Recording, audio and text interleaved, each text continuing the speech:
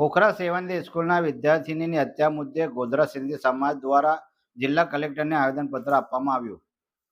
અમદાવાદના ખોખરા વિસ્તારમાં સેવંતી સ્કૂલના વિદ્યાર્થી નયન સંતાનીની નિર્દય હત્યા મામલે ગોધરા ખાતે સિંધી સમાજના અગ્રણીઓ અને હિન્દુ સંગઠનના કાર્યકરો દ્વારા જિલ્લા કલેક્ટર કચેરી બહાર મોટી સંખ્યામાં એકત્રિત થઈ ભારે સૂત્રોચ્ચાર સાથે રેલી સ્વરૂપે કલેક્ટર કચેરી ખાતે પહોંચ્યા હતા.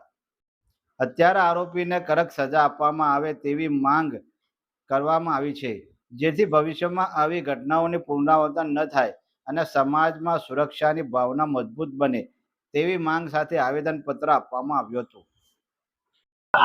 અમદાવાદ મણિનગર ખોખરા ત્યાં 7 ડે સ્કૂલ છે, જે ક્રિશ્ચન મિશનરી સ્કૂલ છે.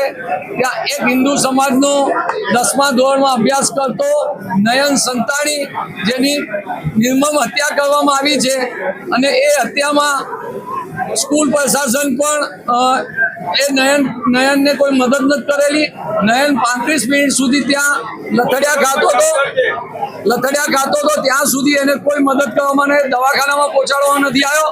અને સ્કૂલ પ્રશાસન સામે પણ આ હત્યાનો ગુનો દાખલ કરી એમની સામે પણ કાર્યવાહી કરવામાં આવે અને આ સ્કૂલને પણ પ્રતિબંધ મૂકી ને સ્કૂલ બંધ કરવામાં આવે.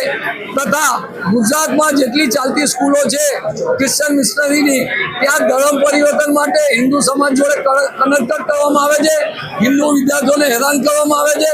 એની પણ સરકારે તપાસ કરવી જોઈએ અને આવી સ્કૂલો પર પ્રતિબંધ મૂકવો જોઈએ.